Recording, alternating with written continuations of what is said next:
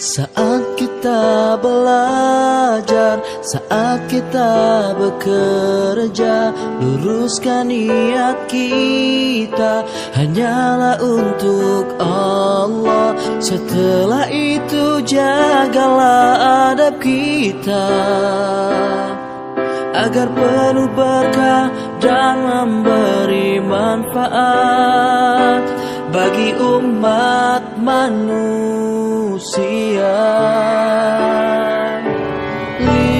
budaya I care, ayo amalkan semua. Integrity, collaboration, active respect dan excellent. 5 budaya I care, ayo amalkan semua untuk kreativa yang lebih baik, untuk Yasmina yang berprestasi. Integrity, jujur, satukan kata dan perbuatan. Collaboration, kerjasama, siap bersinergi. Aktif, bergerak, penuh dengan inisiatif. Respect, menghargai siapa saja. Excellent, capai hasil yang terbaik.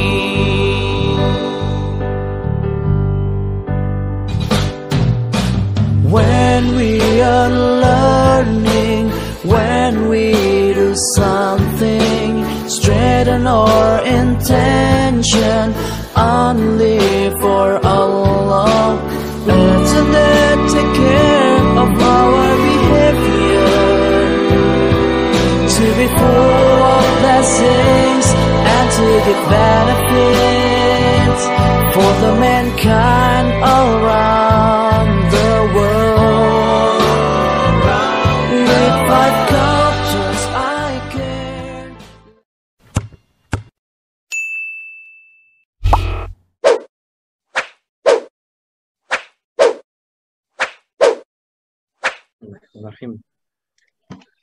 Assalamualaikum warahmatullahi wabarakatuh.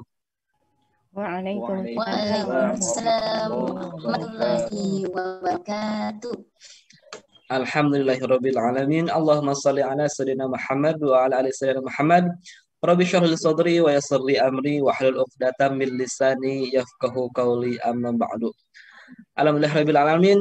Puji syukur kita haturkan kepada Allah Subhanahu wa taala. Mudah-mudahan dengan terselenggaranya hari ini merupakan wasilah dan juga kebaikan untuk kita semua.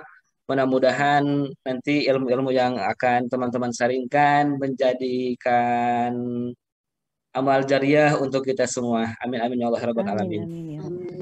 Baik teman-teman, ini merupakan injury time ya, kita di akhir-akhir bulan Ramadan nih.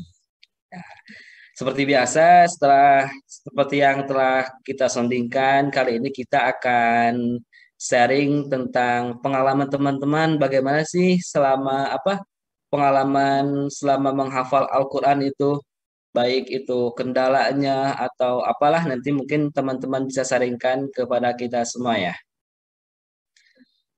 Baik, di sini saya perlu perkenalkan dulu. Pertama, ini ada Ibu Dini Oktaviani.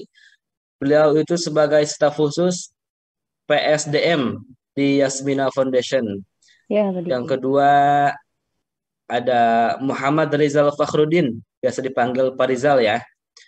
Beliau adalah fasilitator Al-Quran ya, betul ya Pak Rizal ya? Ya, betul Pak Diki. Ya, di SD Kreativa. Dan selanjutnya ada Bu Sulisyawati, ya beliau juga sebagai fasilitator Al-Quran di KBTK Kreativa. Dan saya sendiri yaitu seperti yang teman-teman sudah ketahui ya, saya Diki Lesmana Putra, saya staf HKD di Yasmina Foundation.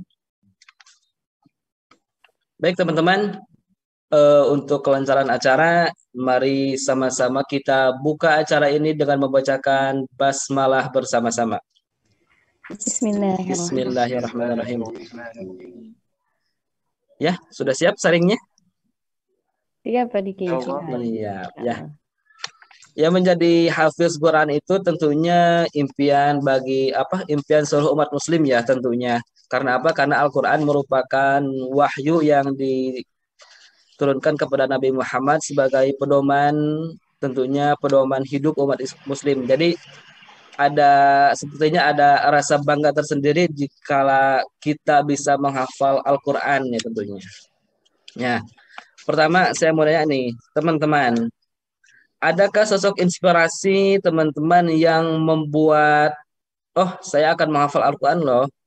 Mungkin sosok dari keluarga atau siapapun itu yang membuat teman-teman bersemangat menghafalkan Al-Quran. Pak Rizal, boleh langsung sharing. Ya, untuk inspirasi saya sendiri apa ya, yang mendorong saya, yang mendukung saya untuk menjadi hafal Al-Quran insya Allah, itu kedua orang tua saya, Pak. Karena kedua orang tua saya ingin membahagiakan mereka berdua, saya ingin memberikan mahkota. Karena kan dalam suatu hadis, barang siapa yang hafal Al-Quran maka dia akan memberikan mahkota di surganya Allah Subhanahu wa taala kepada kedua orang tuanya insya Allah.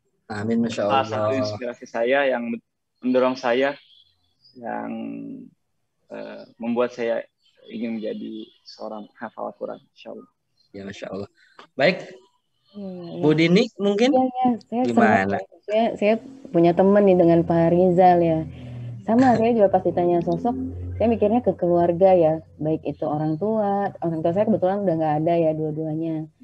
Tapi justru saya mikirin juga ke anak-anak ya. Anak-anak saya sebenarnya udah ngafalin duluan tuh.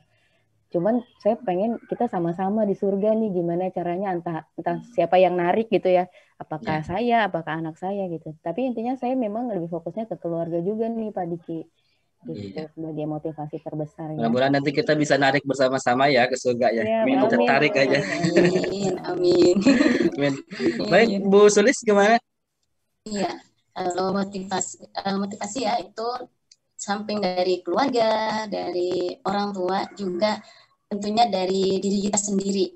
Nah, gimana kita punya motivasi, caranya bisa menghafal Al-Quran. Ternyata karena kita akan belajar itu mendapatkan pahala yang berlipat ganda ya dari Allah ya. Karena Al-Quran kita nanti jadi karena Al-Quran kita bisa mengaplikasikan dengan kegiatan kehidupan sehari-hari. Tentunya di sini kita itu perlu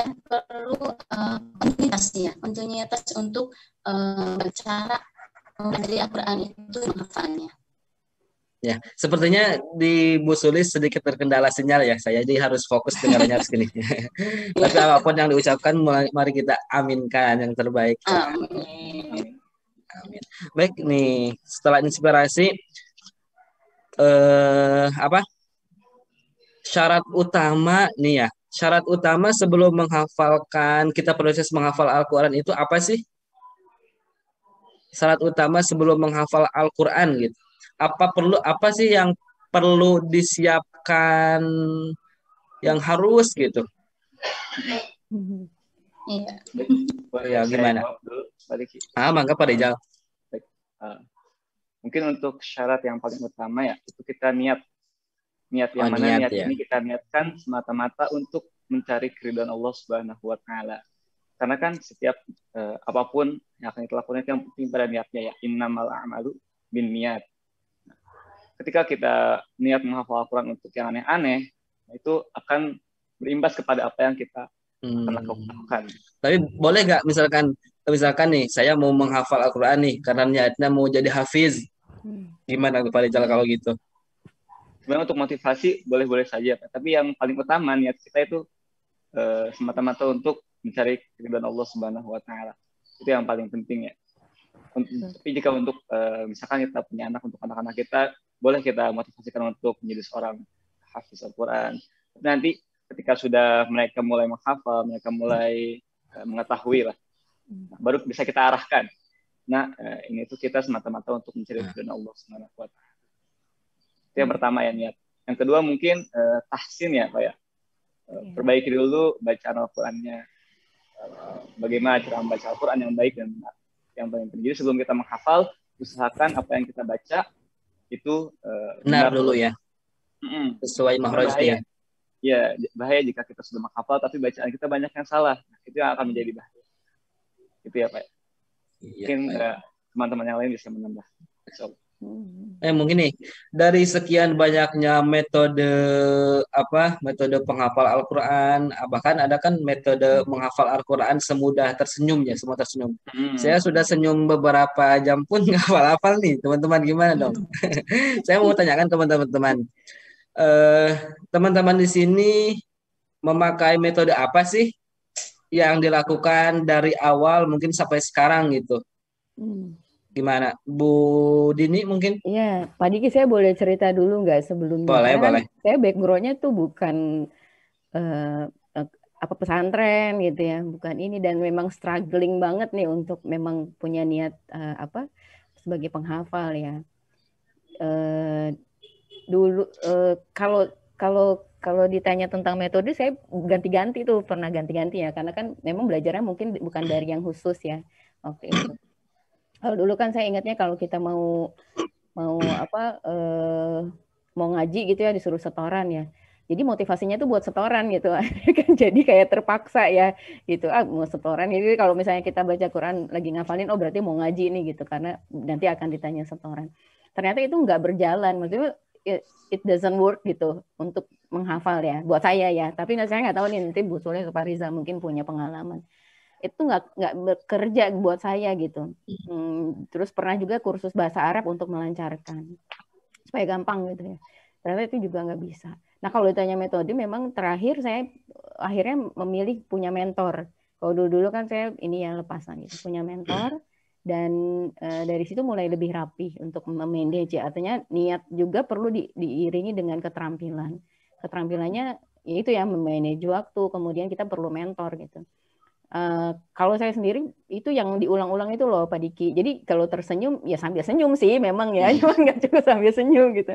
Ya kan memang mengulang-ulang. Tapi yang paling berkesan buat saya bukan mengulangnya, tapi memahami isinya. Maksudnya kita sambil baca terjemahannya ya. Kalau memahami isinya mungkin perlu kita baca tafsir. Tapi kita sambil baca artinya, itu membuat kita punya konektivitas dengan si ayat yang sedang kita hafal. Ya itu penting banget buat saya ya. Karena kita bukan hanya sekedar menghafal gitu, tapi kita sedang memasukkan kalamnya Allah ke dalam hati kita. Dan itu butuh koneksi yang sangat kencang ya, kalau perlu pakai wifi-nya tuh harus kencang. Pakai 5G ya. Nggak boleh iklan ya, gitu. Dan itu pengalaman saya sih itu yang work ya. Kalau yang lain sih saya merasanya itu yang paling kuat. Gitu sih Pak Diki. Ya, mungkin Pak Diki jangan senyum doang ya. Bu Sulis mau berbagi juga. Gimana nih metode apa yang mungkin baik dilakukan? Pak Diki, Pak Riza, Bu Dini. Kalau cerita dari awal itu kan waktu kecil yang kalau dari inspirasi dari orang tua itu dari mama. Mama itu kalau sebelum tidur itu baca. Jadi baca surat pendek-pendek itu setiap mau tidur tuh. Jadi lomba sama adik saya. Ngalamin saya itu Bu, ngalamin ya. Betul. Jadi sama-sama ya Pak Diki ya. Ya, setiap malam kalau mau tidur baca. Ini kita anak adik saya tuh kalau udah baca baru tidur. Nah itu terus yang itu kan masih kalau dulu pakai juz amma ya, juz amma itu alif fathah. Nah itu masih pakai itu tuh. Nah kemudian itu awal yang kedua itu pakai qiraati ya, itu pakai iqra ya awal ya, iqra. Nah, habis itu qiraati udah pernah juga pakai qiraati juga udah sih lumayan, tapi kita harus sering baca ya, jadi panjang pendeknya biar benar gitu. Terus yang terakhir ini kita pakai metode umi. Alhamdulillah sih kalau metode umi kan karena pembelajarannya itu bersinergi ya dengan di kegiatan KPTK Kreativa. Jadi gimana kita harus pintar dulu nih sebelum ngajarin anak gitu kan, baik itu murojaahnya, tafiznya maupun sama mengaji anaknya. Gitu. Oke. Itu salah satunya Pak.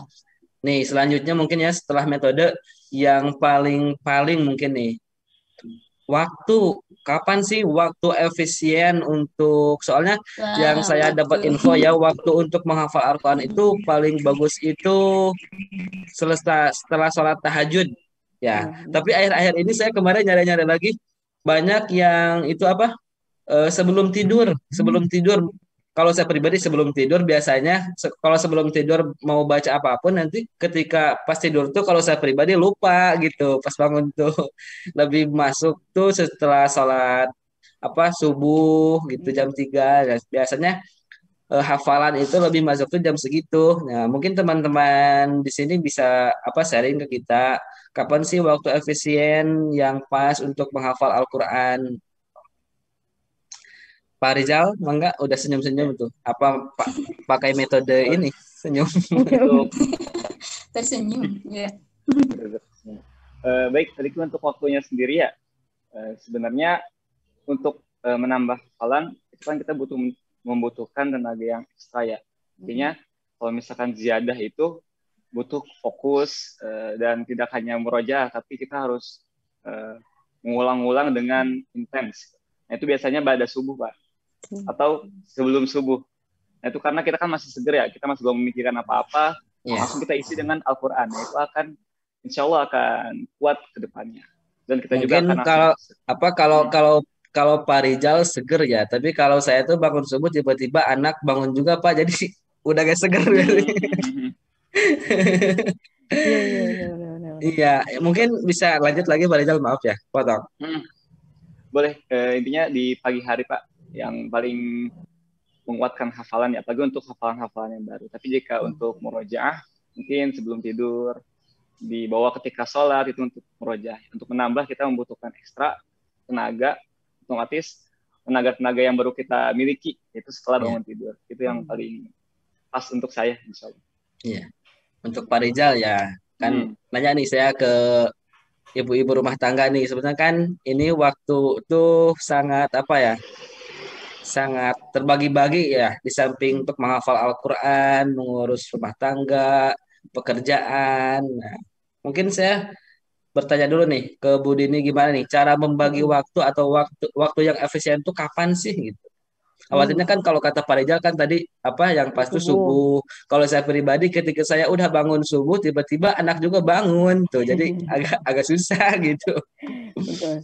Mungkin Bismillah. Bu Dini. Sebenarnya kita perlu berdoa benar-benar kepada Allah dulu nih Pak Diki. Kenapa? Karena kesempatan kita untuk berinteraksi dengan Quran itu kan anugerah ya, nikmat gitu yang nggak semua orang tuh bisa melakukannya. Maksudnya kan semua orang punya keinginan tapi mungkin nanti ketutup sama kesibukan yang lain. Jadi kalau kita punya kesempatan itu kita harus bersyukur. Berarti Allah tuh kasih kesempatan kita dan kita harus ngambil gitu ya. Saya sendiri pribadi memang mulai intens menghafal itu ketika anak-anak sudah besar. Ya karena kan prioritas ya, misalnya kita tugas sebagai ibu rumah tangga mengurus anak itu juga ibadah yang utama gitu. Pada saat itu memang hafalannya belum terlalu rutin nih. Saya ini ya, makanya saya disclaimer tuh tadi ya, saya belum hafal 30 juz karena memang baru mulai. Tapi saya rasa ini dialami oleh banyak ibu-ibu gitu ya, ketika anaknya masih kecil terus melahirkan lagi, menyusui, melahirkan lagi gitu kan ya. Iya, betul. Ini ya sibuk sekali gitu. Jadi ketika kita berdoa sama Allah, suatu saat nanti kita dikasih kesempatan yang lapang untuk kita akhirnya bisa menjadi keluarganya Allah gitu kan sebagai penjaga Al-Quran. Nah kalau saya pribadi memang merasa kalau sepanjang hari itu harus subuh. Subuh ya? Ya harus subuh karena kalau subuh sudah terlewat itu mencari ritmenya ya untuk supaya pikiran kita tenang, lagi ini ya, kalau kosong serem amat ya, lagi nggak banyak pikir macam-macam itu di subuh. Kalau subuhnya kelewat itu biasanya saya juga jadi ritmenya nggak ini gitu ya. Tapi catatan buat saya sih ini Pak Diki, kita tuh memang harus ngenalin diri kita dulu gitu. Kita tuh ritme aktivitasnya kayak gimana gitu. Kalau memang punya anak kecil ya jangan di pagi, kan harus nyiapin sarapan segala macam bak-bikbuk gitu ya. Berarti sebelum subuh misalnya gitu ya. Jadi kita mengidentifikasi dulu kita tuh kayak gimana ritme aktivitasnya. Baru kemudian kita nentuin prioritas ya, karena semua aktivitas kan ibadah. Gitu. Jadi kalau saya sekarang ya habis subuh. Sudah gitu zuhur di murojaah ya, untuk ziyadahnya tuh habis subuh.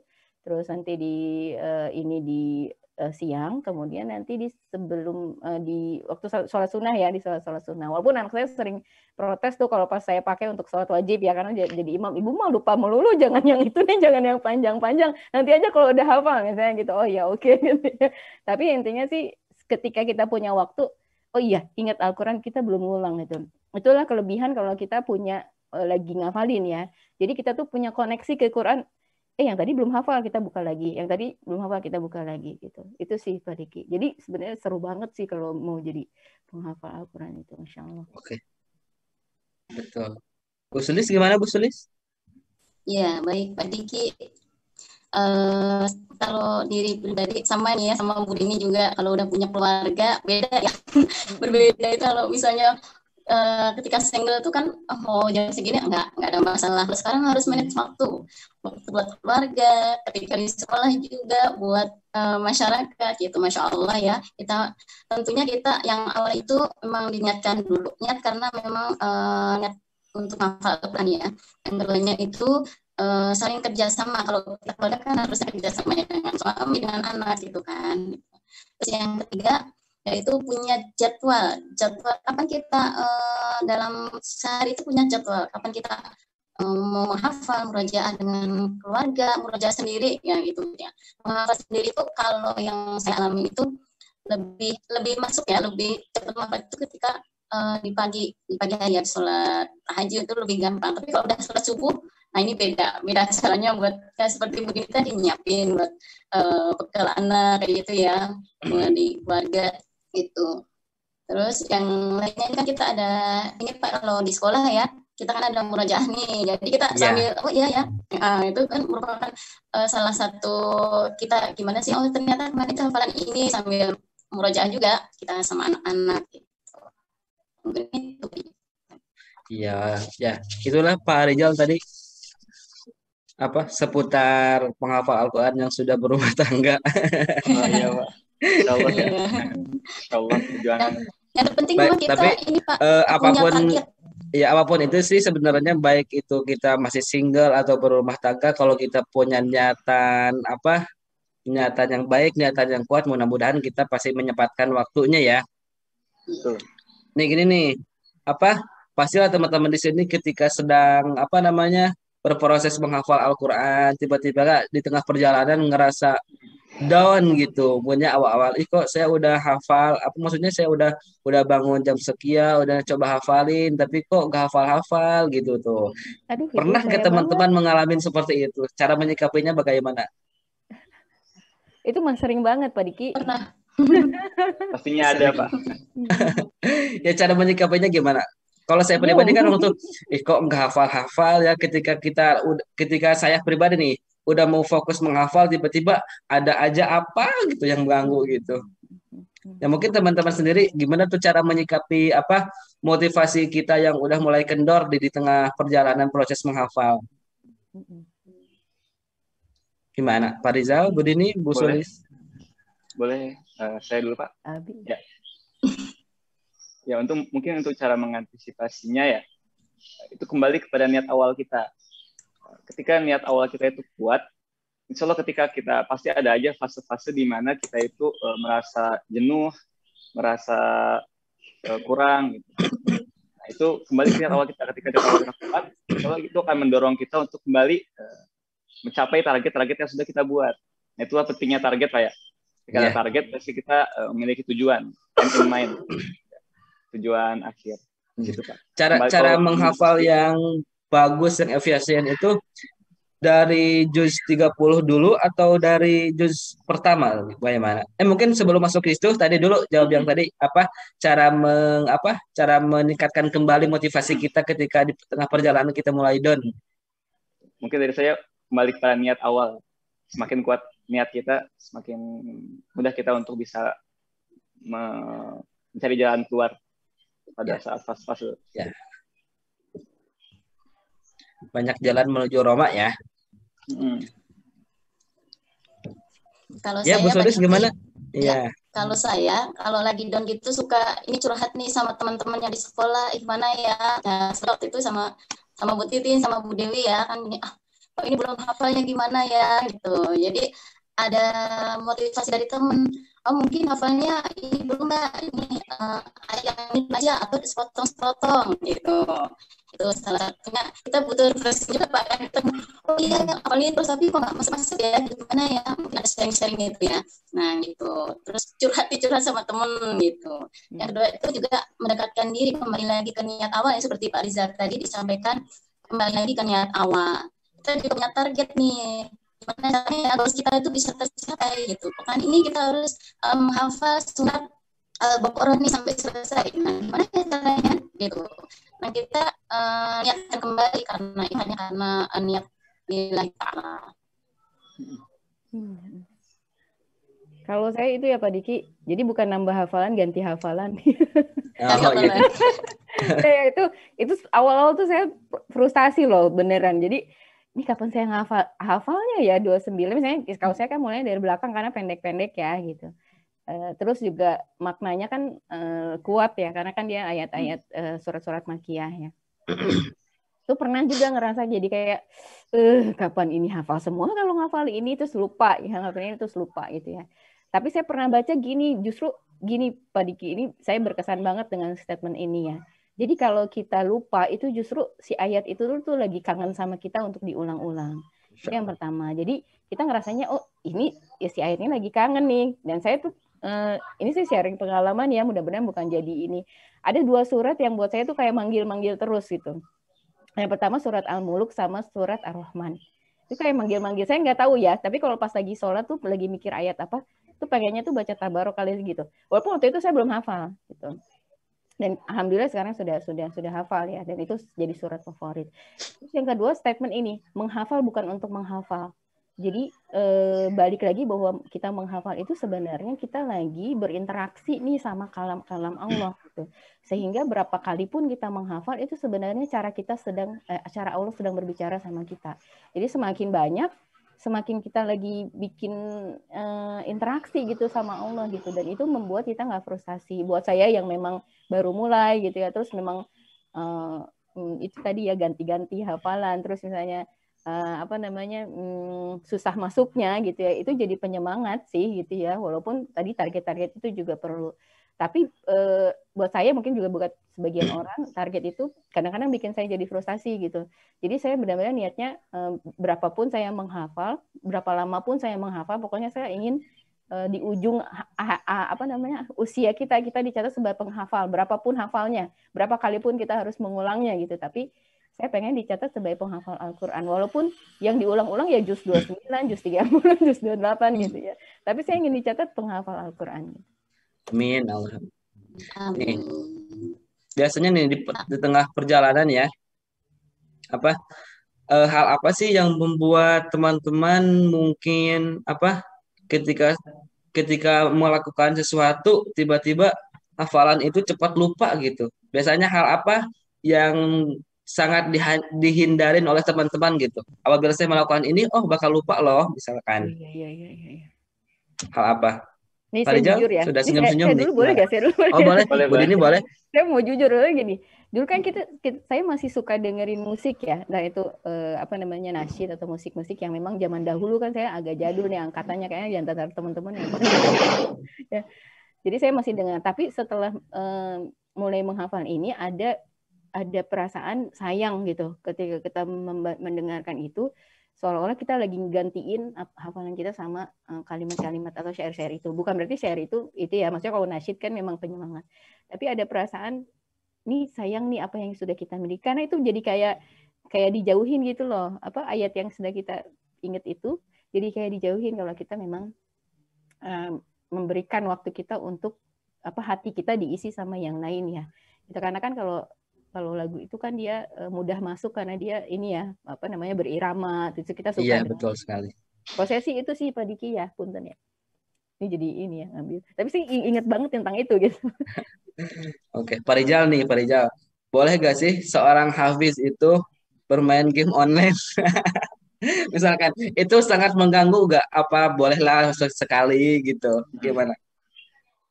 Sebenarnya ketika kita berbuat maksiat ya Pak, itu hafalan kita tidak langsung hilang, tapi itu kita akan dibuat malas. Nah, ketika kita bermaksiat, ketika kita melakukan hal-hal yang menurut agama itu kurang baik ya, nah itu tidak langsung hilang. hafalan masih ada, pasti masih bisa kita baca, Oh masih iya bisa iya. kita murojaah. Tapi perasaan malas itu akan datang kepada kita, yang membuat kita itu susah untuk membuka Al-Quran. Nah, itulah yang membuat hafalan kita hilang sedikit demi sedikit. Jadi nggak langsung hilang, Pak. Tapi berangsur-angsur. Wah, ayat ini dulu nih dihilangin. Kemudian yang ini dihilangin. Sampai akhirnya habis hafalannya. Itu ketika kita banyak melakukan maksiat, banyak melakukan hal-hal yang kurang baik. Tapi ketika kita bisa menjaga, di stop, misalkan kita main game, tapi ketika azan, kita langsung ke masjid, kita langsung murojaah setelah sholat, dan akhirnya terjaga, itu insya Allah. Intinya di manage aja Pak waktu. Kita memiliki waktu 24 jam ya, bagaimana kita bisa mengatur waktu itu untuk Al-Quran berapa persen, untuk aktivitas yang lainnya berapa persen. Kita fokuskan ke Iya. Al-Quran. Ya walaupun sudah misalkan kita berproses menghafal Al-Quran, bukan berarti kita mengabaikan pekerjaan yang lain juga kan, demikian Iya, ya. iya. Mungkin. Ya Bu Sulis gimana? Iya, kalau saya ini apa ya, ketika mau menghafalkan ya mungkin banyak godaannya juga ya. Ketika di rumah itu, terutama kalau udah berkeluarga ini ketika menghafal, udah menghafal ternyata anak lagi banyak ini ya, ada yang harus kita tangani dulu gitu ya. Jadi ini kita harus bisa memanage waktu, dan tentunya hal yang terpenting gitu ya, harus bisa membedakan mana yang penting, nggak penting atau lebih penting. Nah itu harus bisa membedakannya itu. Dan tentunya ini kita berusaha ya, seperti kita nggak sadar gitu kan, menghafal Al-Quran itu kan memang kebutuhan kita gitu ya, kebutuhan kita untuk menambah hafalan kita gitu Pak. Ya. Seperti yang telah mungkin teman-teman lebih tahu ya, Allah kan menjanjikan apa namanya? Banyak dibahas dalam Al-Quran bahwa menghafal Al-Quran itu mudah ya. Tapi kenapa sih masih banyak orang yang merasa kesulitan gitu? Baik itu apa dalam proses menghafalnya gitu. Soalnya kan seperti apa dalam Al-Quran, menghafal Al-Quran itu mudah loh, misalkan. Tapi kenapa masih ada seorang apa hafiz ketika lagi proses menghafal Al-Quran mendapat kesulitan gitu, padahal udah ada jaminan kemudahan. Biasanya itu kendalanya di apa tuh? Gimana gitu cara menyikapinya? Apakah itu salah diniatkah atau yang apa ada hal lain gitu yang mungkin membuat proses hafalan itu lama walaupun udah dijanjikan mudah gitu salah sebenarnya.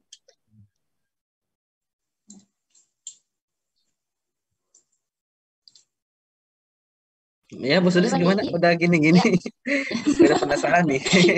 Iya Pak, ini salah beberapa yang kita alami juga Pak. Maksudnya ketika menghafal itu ada beberapa kendala. Kendalanya kenapa? Karena kita memang belum memahami benar gitu kan, ilmu tentang tata cara membaca Al-Qur'annya, tajwidnya, kita belum benar-benar memahami. Itu kan tentunya harus kita pahami ya, ilmu tajwidnya, terus bacaan-bacaannya dan lain-lainnya. Itu salah satunya.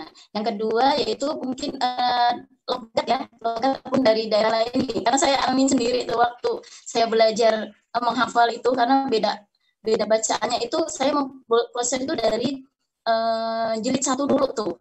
Ya, karena kan waktu itu udah sampai jilid 6, ternyata ditulis sama Ustaz. Ini nggak bener nih, harus mulai dari al-makhorijun nih, karena logatnya waktu itu kan masih Melayu-Melayu ya. Jadi antara logatnya ada ra gitu kan beda ya gitu.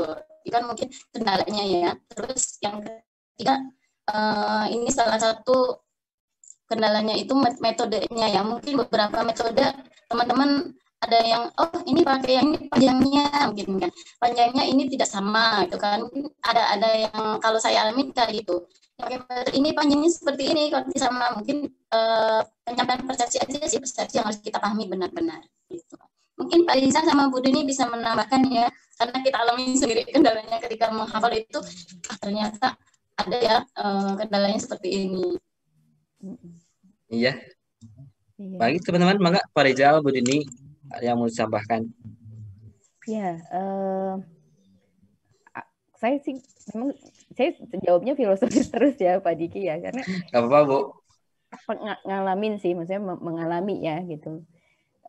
Kalau saya sih pernah menyampaikan berdasarkan pengalaman saya yang nggak hafal-hafal itu gitu ya. Itu jadi ada beberapa hal stepnya menurut saya. Yang pertama niat ya, itu udah base-nya banget. Kita tahu kalau semua orang tuh sebenarnya mau jadi penghafal Quran gitu ya. Tapi dia tidak bisa, bukan karena Al-Quran itu jadi nggak sesuai gitu ya, karena kan dalam surat Toha dibilangnya bahwa Al-Quran itu bukan untuk menyusahkan gitu, untuk membuat susah gitu, dan Allah juga menginginkan kemudahan. Yang menurut saya sih yang pertama memang kita kalau kita punya niat itu kita harus baca-baca secara knowledge-nya adalah keutamaannya dulu. Kita udah tahu ya keutamaannya, tempatnya nanti di surga, kemudian keluarganya Allah, kemudian akan jadi karibnya Al-Quran. Itu kita harus benar-benar tahu dulu itu sebagai base knowledge-nya gitu. Tapi ada juga sih orang yang udah tahu knowledge-nya gitu, terus tapi tetap nggak bisa ngafalin gitu ya. Itu saya basic lagi kembali ke keterampilan. Pertama prioritas.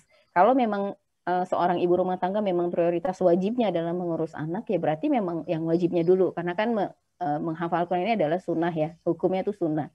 Sunnah yang memang dilakukan oleh para sahabat, berarti kita mencontoh gitu. Jadi memang yang wajib dulu. Dan jangan pernah sekali-kali suudzon sama Allah untuk kita nggak pernah bisa menghafal gitu. Atau kita bukanlah ditakdirkan jadi penghafal, itu udah suudzon sama Allah sebenarnya menurut saya ya. Kita harus husnuzon bahwa kita bisa, seberapapun nanti banyaknya gitu ya yang bisa kita hafal. Terus kemudian yang kedua, kalaupun kita sudah punya sudah prioritas gitu ya, kita udah bisa nih. Tadi balik ke metode ya Bu Sulis ya, metode waktu yang pas gitu ya. Itu yang kedua. Yang ketiga, kalau yang misalnya yang berikutnya itu nggak bisa juga, banyak-banyak doa deh kayaknya gitu ya. Doa supaya kita jadi penghafal Al-Quran. Kayaknya saya harus banyak-banyak doa nih. Nggak tapamungkas banget. Artinya kita udah tahu nih, nanti ditempatkan di sesuai tempatnya gitu ya, hafalan kita gitu. Terus kita udah punya prioritas juga, waktu kita udah kosong. Terus kita udah nyiapin waktu, itu nggak hafal juga, banyak-banyak doa gitu. Dan kita husnuzon bahwa emang Allah pengen kita berlama-lama nih ngafalin Al-Quran itu gitu. Itu sih Pak Diki. Nah, terkait mushaf nih, biasanya teman-teman menggunakan mushaf itu yang seperti apa gitu, dan ukurannya itu mempengaruhi nggak? Ukuran, udah rabun ini kan rabun dekat harus besar Pak nih. Gitu. Ya gimana tuh Pak Rizal? Udah senyum aja nih Pak Rizal sebetulnya. Ya. Sebenarnya untuk mushaf sendiri tidak terlalu berpengaruh ya. Yang penting untuk saya sendiri, untuk saya pribadi itu mushaf yang bisa kita bawa kemana-mana Pak. Seperti mushaf yang kecil ya, yang bisa kita kantongin di dada. Jadi kita bisa di murojaah dimanapun dan kapanpun. Insyaallah. Boleh nggak kalau misalkan plus mushaf plus handphone gitu? Quran Android gimana itu? Sebenarnya Quran Android itu memudahkan kita ya sebagai penghafal, karena bisa kita dibawa kapanpun dan dimanapun. Dan tidak menjadi syarat untuk kita meletakkannya di luar ketika kita masuk kamar mandi ya. Itu mungkin handphone itu salah satu teknologi yang memudahkan kita sebagai seorang yang mempunyai cita-cita menghafal Al-Quran. Jadi nih bahkan ada mungkin banyak ya, ada yang berpendapat seperti ini. Ketika kita sedang menghafal Al-Quran, kalau misalkan gonta-ganti mushaf itu mempengaruhi loh kehafalan kita gitu. Teman-teman sendiri ngalamin nggak seperti itu? Ketika ganti-ganti mushaf emang benar mempengaruhi gitu? Emang benar Pak, benar banget. Karena kan kebiasaan ya, ketika kita sudah biasa menggunakan mushaf yang ini, ketika kita membuka mushaf yang lain itu akan membuat kita sedikit, kalau saya sendiri sedikit kesulitan. Karena terbiasa dengan yang ini, tiba-tiba ganti mushaf, tulisannya kayak sedikit berbeda, ukurannya berbeda, warnanya berbeda.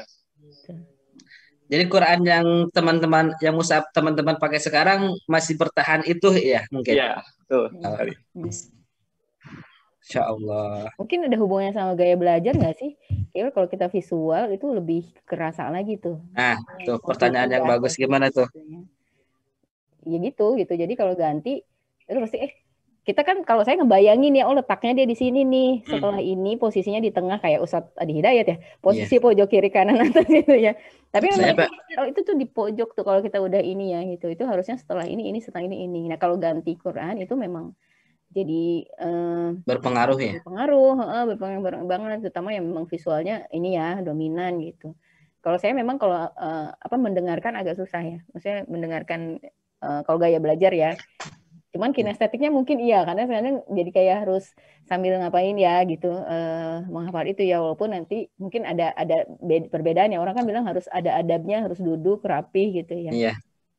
Gitu. Saya kadang nggak ganti posisi, sambil ngapain sambil ngapain gitu. Mungkin nih saya nanya lagi ke lebih spesifik ke metode lagi ya. Saya nanya ke Pak Rizal dulu deh. Pak Rizal, apakah selama ini Pak Rizal pakai metode tertentu atau pakai metode yang sendiri gitu, yang biasa diulang-ulang gitu? Nama metodenya apa gitu, kalaupun ada? Untuk saya sendiri sebenarnya tidak menggunakan metode apa-apa ya. Jadi jika ditanya metode itu metode nafsi, metode dari diri sendiri. Ya, intinya untuk menghafal Al-Quran itu tadi kan yang pertama niat, yang kedua ini, yang ketiga kita membutuhkan seorang guru, Kak. Guru ya ya. Guru itu sangat penting, yang akan membimbing kita, yang akan memperbaiki bacaan kita juga ketika kita saat kita menghafal nanti. Nah, itu sangat penting, dan kita harus bisa memilih guru yang tepat. Jangan sampai guru yang kita pilih itu kurang tepat. Nah, itu akan berefek pada hafalan kita nanti ya. Itu siapa? Mungkin dari gurunya. Nanti guru yang akan membimbing. Balik lagi ke ini nih teman-teman, ke waktu. Kita kan waktu semua orang 24 jam ya sehari. Nah, teman-teman dari awal menghafal Al-Quran sampai sekarang, berapa jam sih waktu yang efisien buat menghafal Al-Quran gitu? Kalau kelamaan juga kan yang namanya proses menghafal ya pasti ada down-nya ya. Mungkin berapa lama sih waktu teman-teman waktu yang disisihkan untuk Al-Quran gitu selama 24 jam itu? Bu Sulis gimana? Ya, ini metode menghafalnya ya Pak ya? Bukan murojaahnya ya?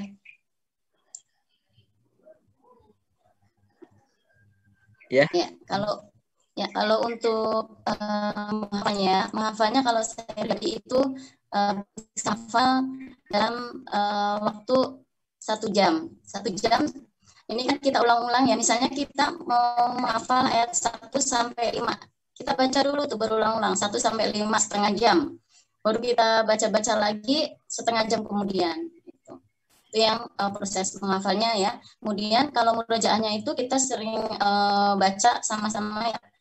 Di keluarga kita ada ini ya, ada kegiatan murojaah sama-sama. Jadi kita kiranya setor hafalan nih sama guru kita yang ada di rumah gitu. Jadi terpantau juga benarnya atau tidaknya gitu.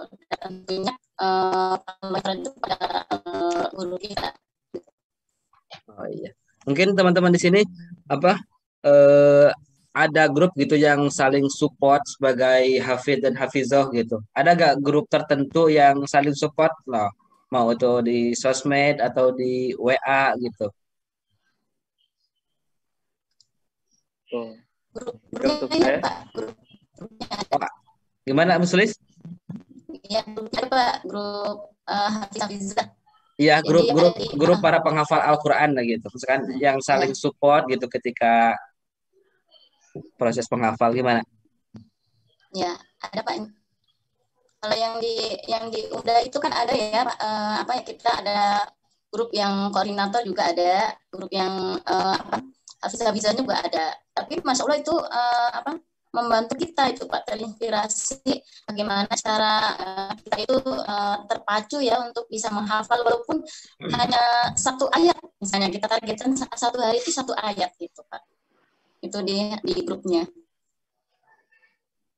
Insya Allah.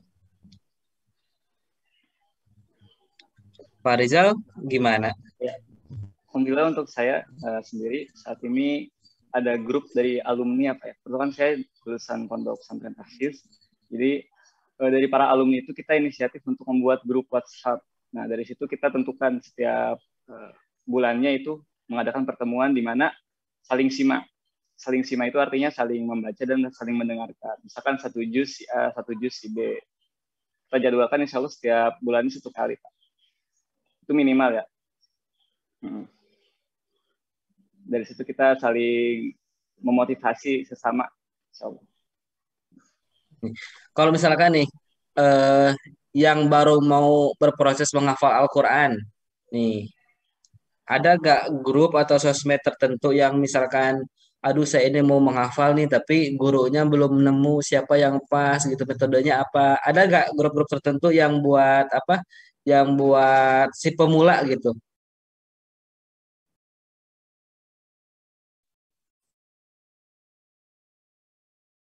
Dari Pak Rizal, Bu Dini, mungkin. Bu Sulis gimana? Kalau Ada gak? di Umda itu baru ini sih Pak, cara bacanya aja sih kalau pemula ya. Kalau yang pemula baru cara bacanya aja, tapi kalau yang belum menghafal belum ada sih. Oh. Apakah perlu nanti kita adakan? Kedepannya ya, kedepannya ya. Sebenarnya nanti kita perlu buat grup ya, buat mungkin di Yasmina juga banyak tuh teman-teman yang, aduh saya tuh mau proses menghafal nih, tapi mulainya dari mana gitu atau ke sama siapa, mungkin ya ada aja. Dan sebaiknya nanti ya kita apa, Pak Rizal ya, perlu buat gak tuh Pak Rizal? Insya Allah Pak Diki mungkin ya. Ya mungkin di salah-salah kesibukan mengajar juga ya, kita harus diskusikan lebih lanjut lagi nanti. Amin amin insya Allah. Baik, selanjutnya nih, saya berikan waktu mungkin maksimal 2 jam ya, buat 2 jam, astagfirullahaladzim, 2 menit, 2 menit, aduh, saya udah fokus ke baju lebaran ini. Pak. Ini saya berikan waktu ke teman-teman 2 menit untuk menceritakan pertama kali menghafal Al-Quran sampai dengan sekarang, baik itu apa, dari mulai semangat-semangatnya, mulai downnya, semangat lagi hingga sampai detik ini gitu. Mangga dari siapa dulu? Dari Pak Rizal mungkin ya, atau dari Budini? Dari Budini dulu deh. Oh, boleh. Ini 2 jam ya? Gak apa-apa, 2 jam kurangin 1 jam lebih. Jadi kalau dari awal niat sih sebenarnya kan udah lama banget ya, Mbak Diki ya. Jadi saya mungkin mewakili orang-orang yang memang nggak mendapat kesempatan seperti Pak Rizal misalnya di pondok atau apa gitu ya. Atau memang suasananya memang sudah terkondisi. Jadi saya kan SMA negeri nih, dan itu sudah sekitar berapa puluh tahun yang lalu gitu ya. Jadi niat menghafal tuh sebenarnya udah lama gitu. Dan memang perjalanannya kan tadi ya mandiri dulu tuh, mulai dari awal dulu gitu. Dan itu memang ternyata kita butuh bantuan dari luar ya. Kalaupun kita motivasinya sudah ada, kita belum punya keterampilannya, kita belum punya metodenya gitu ya. Atau tadi gurunya yang benar gitu ya, harus yang benar, kalau enggak kita nanti salah. Jadi memang turbulens atau naik turunnya itu memang luar biasa ya. Saya tuh selalu ingat ayat yang selalu diulang-ulang pas kita ngapalin pertama itu kan Amayata Saulun ya Pak ya, surat An-Naba ayat 30. Ketemu lagi komunitas yang baru, mulai lagi juz 30 ya gitu. Ketemu An-Naba lagi, pindah lagi ketemu An-Naba lagi gitu. Itu manggil-manggil terus tuh An-Naba. Jadi memang naik turunnya ke situ. Terus kemudian saya berusaha untuk kalau ini bikin perjalanan dalam menghafal, bahasa Arab itu udah sering banget ikut, tapi nggak selesai. Karena jadi beruntung ya teman-teman yang punya kesempatan ya belajar bahasa Arab di yang formal gitu. Karena kan memang inisiatif sendiri, kursus bahasa Arab nggak selesai, banyak sekali kursus bahasa Arab yang diikuti. Kenapa? Karena saya yakin bahasa Arab itu akan memudahkan kita berinteraksi dengan Al-Quran. Jadi apalagi itu bahasa yang luar biasa ya menurut saya ya, dibanding bahasa-bahasa yang lain. Kemudian cari komunitas. Ya, cari komunitas itu kan juga kita pindah-pindah ya gitu. Dari yang mulai tadinya bacaan kita nggak benar, terus ternyata ketemu metode qiraati banyak banget yang salah gitu. Ketemu lagi sekarang yang bersanad, masih juga ada yang salah di mahraj hurufnya gitu ya. Jadi memang perjalanan kita dalam mencari dan berinteraksi dengan Quran itu nggak pernah ada habis-habisnya gitu ya. Kemudian tadi ya saya bersyukur sekali sampai akhirnya pada saat ini ya di stage saya saat ini udah anak-anak udah besar gitu, kemudian aktivitas juga banyak di rumah kita ya dengan pandemi ini. Ternyata positifnya adalah saya malah lebih nikmat berinteraksi dengan Al-Quran gitu ya, lebih punya waktu yang khusus dengan Al-Quran dan ketemu dengan mentor yang dengar suaranya aja kita udah termotivasi. Nah itu kan susah ya nemu yang itu ya. Saya tetap nunggu sampai terakhir karena pengen didoain sama mentor itu, karena doanya nanti terakhir pasti doain kita jadi Allahumma halna bil Quran, kemudian semoga kita jadi penghafal Al-Quran, dan itu buat saya jadi mood booster untuk menghafal. Itu jadi mood booster untuk menghafal. Hafalan saya berapa? Ya segitunya aja Pak Diki, memang dengan senyum ya gitu. Saya juz 30, juz 29, mulai lagi di juz 26, terus nanti ngulang lagi juz 29 gitu aja bolak-balik. Tapi saya menikmati gitu bahwa ini nggak apa-apa saya sedikit juga gitu, asal kita istiqomah dan asal kita benar-benar itu tuh ngikat gitu. Karena kan kita aktivitasnya banyak ya, jadi Masya Allah yang memang benar-benar menghafal 30 juz, saya ini ya, Masya Allah gitu, hormat gitu ya, dimuliakan oleh Allah gitu, karena untuk mengikat yang 1 juz 2 juz aja juga itu butuh effortnya luar biasa gitu, dan saya menikmati itu, bukan sesuatu yang kita tersiksa gitu ya. Dan itu kata keywordnya menurut saya. Jadi kita berinteraksi dengan Al-Quran itu harus merasakan nikmat. Kalau kita masih merasa terpaksa ya belum akan terasa mudah, belum akan terasa nikmat gitu. Tapi kalau kita merasakan kenikmatan bahwa kata per katanya kita jadi paham gitu ya, belum lagi kalau kita kupas setiap katanya itu kita nggak berhenti bersyukur bahwa Allah memberikan kesempatan kita untuk berinteraksi dengan kalam Allah ini gitu ya. Menurut saya sih itu ya Pak Diki ya. Kalau sekali kita sudah merasakan itu sebagai sebuah kenikmatan, insya Allah kita akan ketarik lagi. Kita akan nggak mau gitu jauh-jauh dari situ. Kita merasakan magnetnya si Al-Quran sebagai mujizatnya ya, magnetnya bagi para penjaganya itu terus narik. Walaupun tadi nggak hafal-hafal, walaupun misalnya ngegantiin hafalan gitu ya. Tapi saya yakin Allah itu akan membalas bahkan hanya usaha kita yang seberat biji zarroh ya. Jadi kalau usaha kita segitu, usaha kita besar dengan Al-Quran ini juga akan Allah balas. Usaha kita yang ringan aja juga akan balas itu. Itu sih Masya Pak. Allah ya. Ini tadi kan Kak Berni menemukan kenikmatan nih. Gimana sih cara menemukan kenikmatan itu gitu? Ini benar-benar harus spesifik deh Pak Diki ya, karena memang saya merasakan kita tuh dengan Al-Quran tuh harus personalize. Jadi harus koneksinya tuh benar-benar personalize sih. Kenapa tadi saya di awal bilang kalau kita terpaksa gitu ya, terpaksa karena harus setoran, terpaksa harus karena dinilai gitu ya misalnya ya, itu nggak works buat saya gitu. Itu malah menyiksa, dan saya pikir Allah nggak mungkin pengen kita sengsara dengan Al-Quran ini gitu ya. Jadi nikmat itu kayak kita gini, nikmatnya sholat tahajud itu akan bisa dirasakan oleh orang yang tahajud gitu, nggak bisa diceritain, itu kan ya. Dan nikmatnya menghafal Al-Quran itu hanya bisa dirasain oleh orang yang benar-benar berusaha menghafal Al-Quran, walaupun nggak hafal-hafal kayak saya misalnya gitu ya. Tapi kita kan rasa nikmat gitu, itu harus dirasain, nggak bisa diceritain gitu ya. Nikmatnya berziyadah ya, menambah hafalan dengan mengulang-ulang sama kita baca terjemahannya, itu hanya bisa dirasakan ketika kita melakukan itu gitu ya. Tapi untuk menuju ke situ memang perjalanannya mungkin nggak sama tiap orang gitu ya, masing-masing gitu ya. Dan saya memang cenderung menyebut bahwa perjalanan kita dengan Al-Quran itu perjalanan rahasia kita dengan Allah. Kita yang tahu kadarnya, kita yang tahu seberapa ingin dekat kita dengan Allah, dan itu harus dibikin personalized. Jadi ini kita mau kontak langsung dengan Allah melalui kalamnya. Kita punya cara sendiri, kita punya waktu sendiri, kita punya komunikasi dengan Allah sendiri yang khas kita ya, khas dengan kita. Itu sih Pak Diki, dan itu kayak jalur VIP-nya kita sama Allah. Gitu. Masya Allah.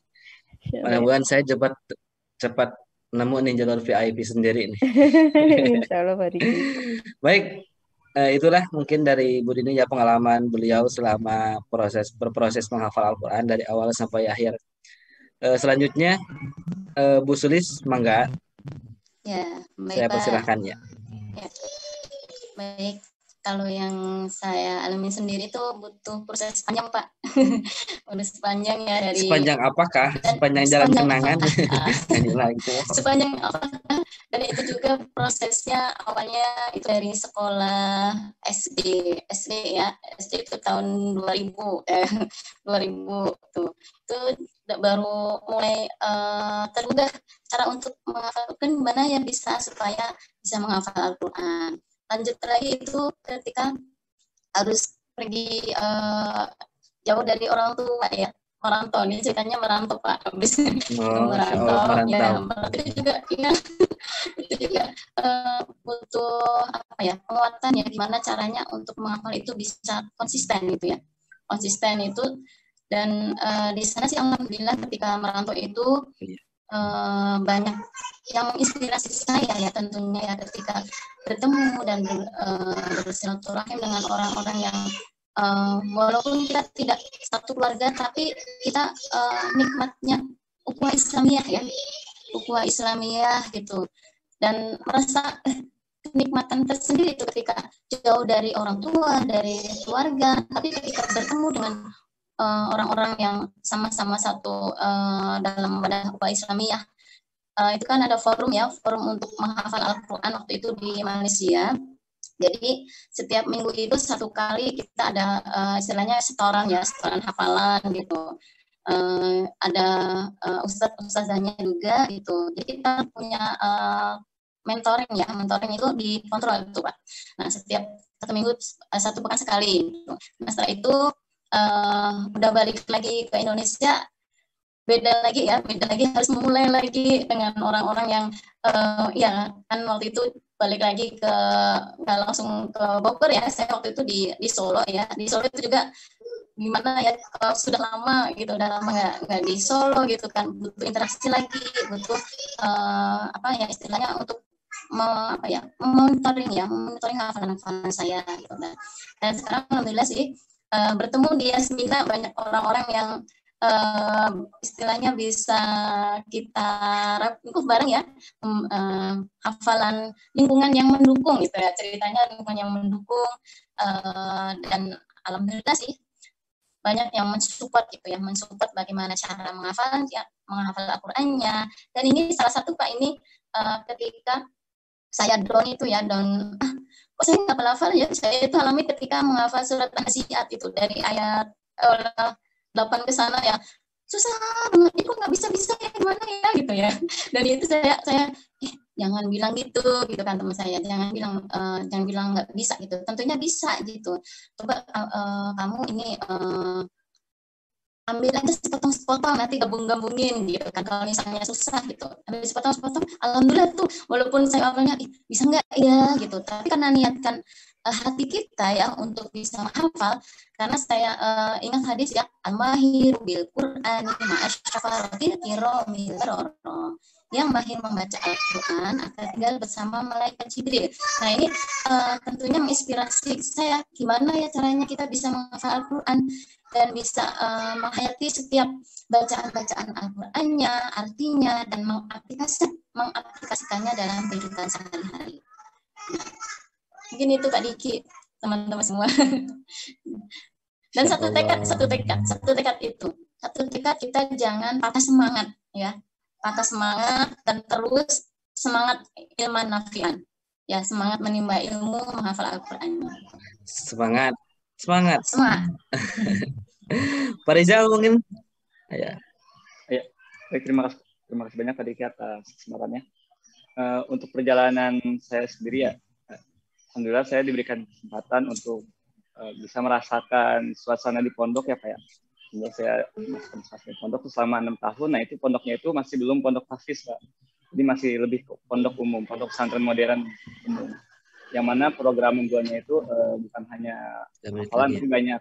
Kebetulan saya belum fokus Pak. Nah, saya mulai fokus itu ketika lulus dari pondok pesantren modern dan masuk pondok pesantren tahfizul Quran (PPTQ). Nah di sana kebetulan ada program ziyadah. Nah, sebelumnya saya sedikit menjelaskan ya, ada 2 jenis hafalan. Yang pertama itu ada hafalan ziyadah, yang kedua itu ada hafalan mutim. Nah, hafalan ziyadah ini adalah hafalan yang hafalan tambahan. yang mana kita setorkan kepada guru kita. Sedangkan hafalan mutqin itu hafalan yang benar-benar kita itqan, artinya itu benar-benar sudah menempel dalam diri kita sehingga kita sudah bisa mengamalkannya juga. Itu hafalan mutqin. Nah, perbedaan antara hafalan ziyadah dan hafalan mutqin, Pak. Nah, ziyadah ini kita mungkin hanya untuk menyetorkan ya. Menyetorkan, nah, misalkan juz 30 selesai, tambah juz 29 selesai. Untuk merojahnya belum intens. Nah, kebetulan di pondok pesantren tahfiz saya itu seperti itu sistemnya. Jadi hanya sistem ziyadah. Jadi belum ke sistem mutqin selama 1 tahun. Nah, untuk menghafalnya sendiri, kita mulai dari juz 30, lanjut ke juz 29, ke 28, ke 27, sampai ke juz 1. Jadi bukan dari juz 1 ya, biasanya kan dari juz 1, tapi untuk di pondok saya sendiri itu dari juz 30. Kenapa dari juz 30? Mungkin karena dari juz 30 itu kita bisa menghafal dari surat-surat yang pendek dulu ya Pak ya. Di surat-surat yang pendek kita hafal, kemudian ke surat yang agak pendek di juz 29 ya, tidak terlalu panjang. Lanjut ke juz 28 itu agak sedikit panjang, sampai juz 27 masih sedikit panjang. Nah mulai kita merasakan panjangnya surat itu di juz 25. Nah di sana mulai itu terasa panjang. Motivasi harus ditingkatkan kembali. Yang tadinya kita menghafal hanya 1 halaman, 1 lembar, semakin kesini akhirnya bisa menghafal sampai 2,5 lembar, sampai ketika kita sudah ingin khatam ziyadah, alhamdulillah bisa merasakan bisa menghafal langsung 5 lembar, langsung bisa berlembar-lembar itu ya. Itu metodenya ziyadah Pak, jadi hanya untuk menambah. Jadi untuk pondok pesantren tahfiz yang menggunakan metode seperti ini, ziyadah, PR-nya itu ketika setelah lulus. Nah, bagaimana kita bisa memurojaah kembali hafalan-hafalan telah kita hafal. Nah, bagaimana caranya kita bisa menguatkan kembali, mengembalikan hafalan-hafalan yang telah kita hafalkan. Gitu. Apa ya? Nah, jadi perjuangan saya dimulai ketika lulus dari pondok pesantren tersebut. Bagaimana? Nah, ada tuh di mana fase-fase saya ngedown, sibuk kuliah kan. Kebetulan saya kuliahnya kan jurusan sistem ya. Jadi tidak ada sedikit pun hubungannya ya sama Al-Quran. Tapi di samping kuliah, alhamdulillah masih diberikan kesempatan untuk mengajar, dan di sana mungkin sebagai wasilah untuk memurojaah hafalannya. Tapi ada di fase di mana saya pusing, di situ hafalan lost Pak. Nah, disitulah mulai kembali mengembalikan bagaimana caranya, mulai evaluasi diri, muhasabah diri, kenapa nih kok hafalan saya jadi semakin sini semakin menurun. Itu muhasabah diri, evaluasi, sehingga akan kembali tuh kesadaran dan menyempatkan diri untuk kembali ke Al-Quran. Karena Al-Quran ini kan pedoman hidup kita ya Pak, di mana kita harus berpacu pada Al-Quran. Mulai dari ibadah, kegiatan sehari-hari, cara kita berinteraksi sama manusia, itu semua dijelaskan dalam Al-Quran insyaallah. Seperti itu Pak. Mungkin lebih ke muhasabah diri untuk sekarang. Bagaimana caranya kita bisa mempertahankan hafalan kita. Masya Allah, yalah. Jadi masing-masingnya mungkin setiap pengalaman seorang hafiz itu gak bakal sama ya, dan pasti banyak lika-likunya, ada suka dukanya mungkin ya, itu sangat luar biasa. Mudah-mudahan perjuangan teman-teman semua dibalas dengan ridhonya Allah dan juga jannahnya Allah Subhanahu wa taala. Amin amin ya Allah rabbal alamin. Baik, ini udah di injury time terakhir nih. Nggak ada item lagi. Udah di akhir acara, jadi saya minta ke teman-teman semua untuk mungkin closing statement ya. Untuk teman-teman semua dan siapapun yang menyaksikan ini, biar menjadi motivasi untuk menghafal Al-Quran gitu. Biar lebih bersemangat lagi untuk menghafal Al-Quran. Mangga closing statement-nya dari Bu Dini, Bu Sulis, atau dari Pak Rizal? Boleh, jadi saya dulu Pak. Mangga. Menghafal Al-Quran itu bukan seberapa banyak ayat yang kita hafalkan, akan tetapi seberapa banyak waktu yang kita keluarkan untuk Al-Quran dan seberapa banyak kita mengulang-ulang ayat-ayat suci Al-Quran. Seperti itu. Siapa? Bu Dini, Bu Sulis?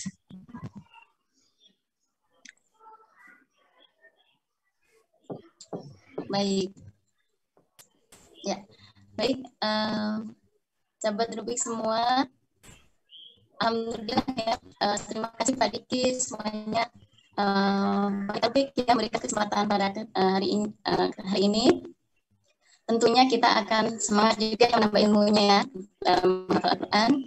Giat dan rajin merupakan kunci utama bagi para hafiz dan hafizah dalam rangka mencapai kesuksesan dalam menghafal Al-Quran.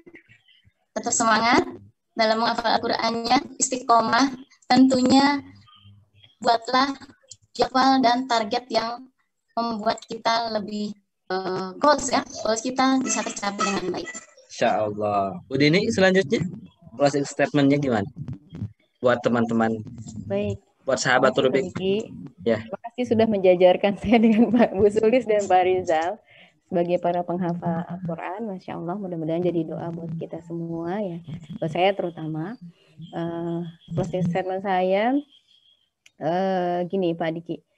Ketika di akhir kita berganti dunia ya, baik itu di alam kubur maupun di alam akhirat, ketika orang mulai melupakan kita ya, seminggu atau 1 bulan orang-orang mulai lupa, maka ada satu hal yang tidak mungkin meninggalkan kita, yaitu adalah karib kita, yaitu Al-Quran yang akan menjadi karib kita, yang tidak akan pernah meninggalkan kita sampai nanti, sampai kapanpun, dan juga tidak ada penyelamat bagi kita, tidak ada satupun penyelamat bagi kita di akhirat, kecuali ketika Allah menyatakan bahwa kita adalah keluarganya, keluarga Allah, ahlullah, yaitu menjadi penjaga-penjaga Al-Quran.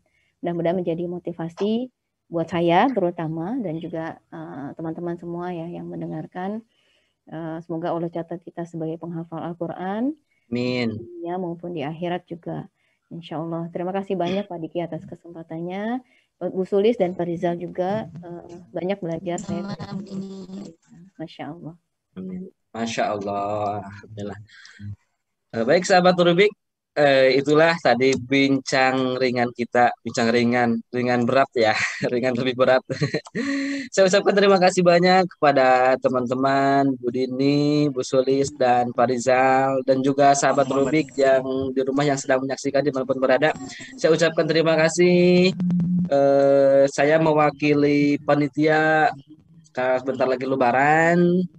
Minal izin, wal faizin, mohon maaf lahir dan batin ya. Mudah-mudahan kita semua dijadikan hamba-hamba yang istiqomah dalam melakukan kebaikan, terutama berproses istiqomah dalam menghafal Al-Quran. Ya. Amin. Baik, sahabat Rubik, sekali lagi saya ucapkan terima kasih. Selamat berlibur, selamat berkumpul bersama keluarga di rumah. Selamat menghafal Al-Quran juga bagi teman-teman, dan khususnya saya pribadi juga doakan mudah-mudahan bisa menjadi penghafal yang istiqomah dan juga mendapatkan ridhonya. Baik, di akhir acara mari kita sama-sama kita tutup dengan membacakan Alhamdulillah. Alhamdulillahirabbil alamin, dan juga doa kibaratul majlis. Subhanakallahumma wa bihamdika asyhadu an la ilaha illa anta astaghfiruka wa atubu ilaik. Terakhir mungkin saya minta doa penutup kembali dari Pak Rizal. Alhamdulillah. Marilah kita tutup sama-sama dengan membaca doa. Astagfirullahaladzim, astagfirullahaladzim, astagfirullahaladzim. Astagfirullah ya Maulana ya Ma'bud ya Karim. A'udzu billahi minasyaitonir rajim. Bismillahirrahmanirrahim. Alhamdulillahirabbil alamin. Allahumma shalli ala Muhammad wa ala Muhammad wa barik sallim. Allahumma arhamna bil Qur'an waj'alhu lana imaman wa nuran wa hudan wa rahmah. Allahumma dzakkirna minhu ma nasina wa 'allimna minhu ma jahilna warzuqna tilawatah ana al-laili wa atraf an-nahar waj'alhu lana hujjatan ya rabbal alamin. Sallallahu ala sayyidina Muhammad wa ala alihi wa sahbihi wa baraka wasallam. Alhamdulillahirabbil alamin.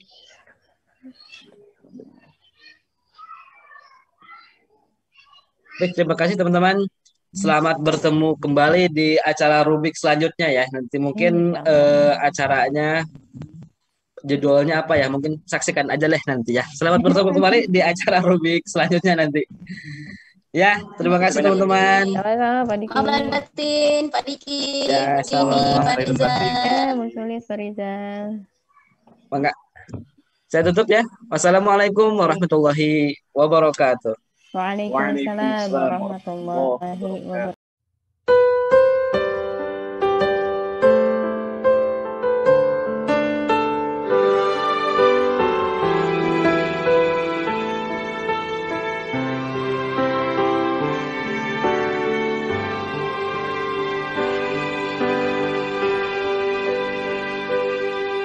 Saat kita belajar, saat kita bekerja, luruskan niat kita hanyalah untuk Allah. Setelah itu jagalah adab kita agar penuh berkah dan memberi manfaat bagi umat manusia. 5 budaya I care, ayo amalkan semua. Integrity, collaboration, active respect dan excellent. 5 budaya I care, ayo amalkan semua. Untuk kreativa yang lebih baik, untuk Yasmina yang berprestasi. Integrity, jujur, satukan kata dan perbuatan. Collaboration, kerjasama, siap bersinergi. Aktif, bergerak, penuh dengan inisiatif. Respect, menghargai siapa saja. Excellent, capai hasil yang terbaik.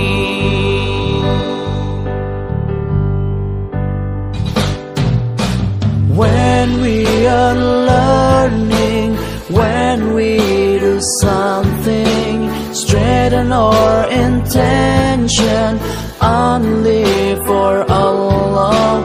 Alternate, take care of our behavior to be full of blessings and to give benefits